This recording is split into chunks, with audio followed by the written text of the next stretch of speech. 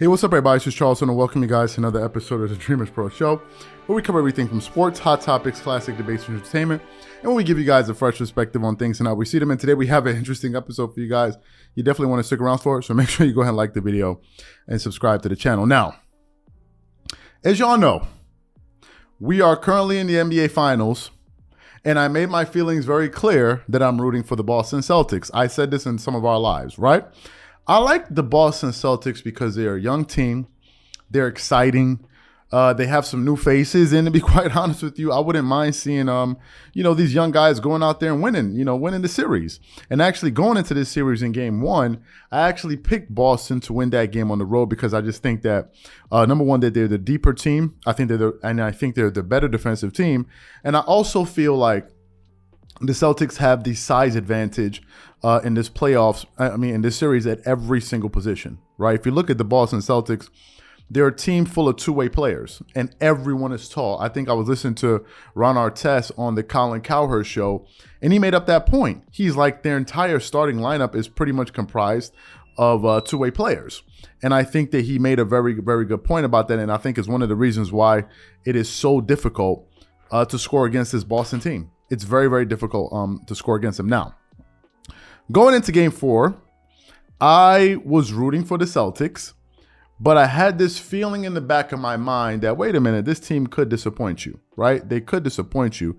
And as I was watching the game, there were two words or two things that just kept on reoccurring to me, and I'm sure it was reoccurring to a lot of the people that were rooting for the Boston Celtics. And those two things were turnovers and bad shot selection.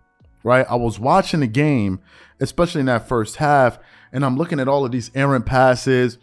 Guys are telegraphing a lot of their passes with Jason Tatum, Marcus Smart, and I'm like, these guys, they could be up in this game 10, 15 points, but every time they want to build some momentum, they give away the basketball. And I'm like, how are you going to be able to beat this Warriors team if you keep allowing them to keep the game close?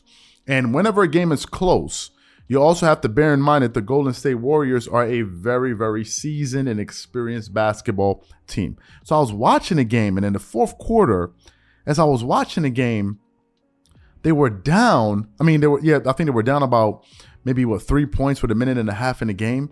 And I was just looking at the execution, and I'm like, what type of offense are they running? Why do they continuously keep taking so many bad shots? And I was just baffled by it. And it turned out I wasn't the only one that was baffled by this, because in fact, LeBron James himself, who I'm sure was following the game, and he himself was just like, bro, what the hell is going on? Now, let me tell you guys what he actually said on Twitter. I think this was probably at the end of the game. He says, bad shot selection versus Golden State, dead, right? And I think what he means is that if you're going to continue to take poor shots, you are going to shoot yourself in the foot, and you're going to cause yourself to lose that game. And that's exactly what happened. Towards the end of the game, I was totally perplexed because it was a great game, but I was totally perplexed at the brand of basketball that the Boston Celtics were playing with about 4.5 to 5 minutes in that game, right? I was just like, what is going on here? Why do they continuously keep taking bad three-point shots?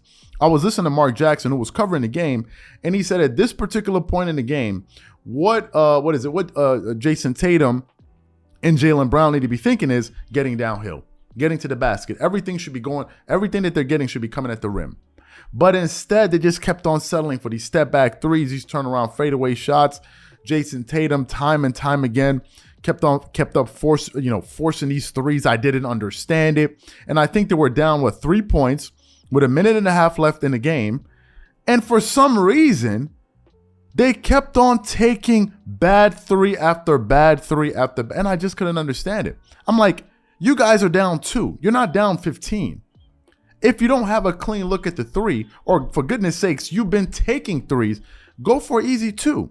But this is what happens in this modern NBA that we're in, where the three-point shot has turned into an ism. Y'all know what an ism is. Communism, socialism, capitalism. It's just this way of thought. It's no longer a tool. It's just a way of doing things. And guys are stopping. Guys are no. It seems like as if guys are so reactionary, and they're not even thinking the game anymore. They're not even looking for high percentage shots. It's like 3, 3, 3, 3, and like it's like, guys, you're only down 3 points. Why do you keep trying to get the whole entire game back with one shot? That was something I could not understand. If you're down 10, I can understand that. But they were down 3. And the Warriors weren't really making any shots anyway. They just kept on giving the Warriors opportunities with those excessive 3-point shots that they kept on taking and those bad turnovers. And I think what you saw was the Celtics youth started to show, right? And it's the number one weakness of this team. Their youth and their lack of playmaking. The Boston Celtics don't really have a good playmaker.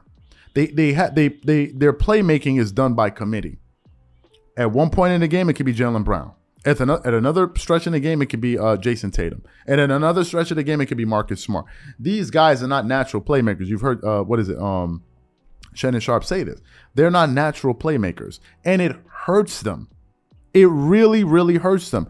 Marcus Smart is their point guard, but he's not really good at decision making.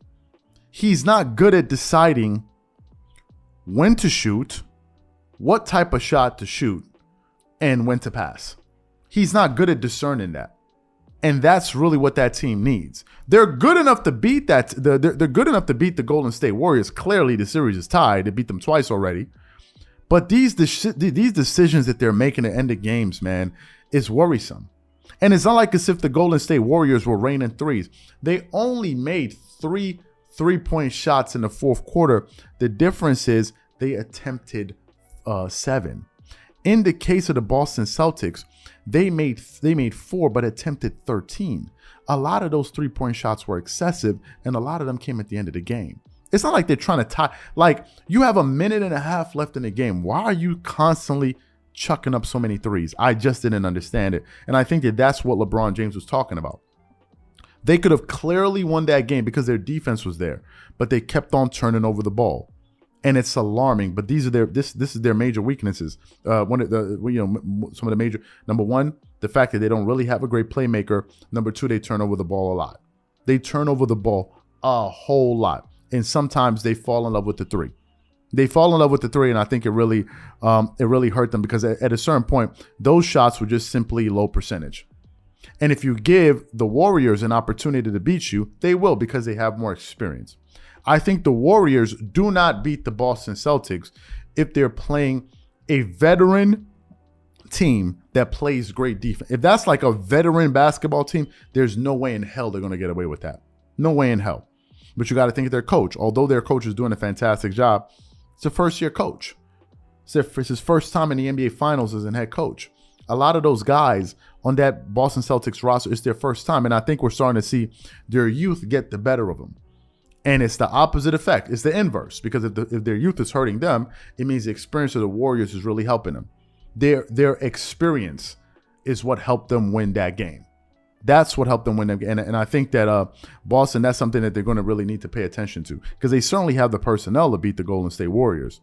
But in certain times, it seems like the Boston Celtics beat themselves in certain cases. So that's my major takeaway. And I agree with LeBron James. Just bad shot selection. If anybody was watching that game, whether or not you were rooting for the Warriors or, rooting for the Boston Celtics, if you're just watching that game with an objective eye, it was clear to see that the Boston Celtics were just taking terrible shots, like inexplicable shot. I don't know why they kept on attempting so many threes, and you're only down 3 points. No one made an effort to get to the basket and even when they got to the paint, they always ended up taking some type of fadeaway. No one made it up in their mind that we're going to get to the basket and drive. And come hella high water, either I make the basket or you foul me. It was just like, let's just keep shooting threes. And as they say, sometimes you live by the three and sometimes you perish by the three. So those are my thoughts. And I still think this series is going. I still think Boston has the opportunity to win this series, but they got to clean these things up.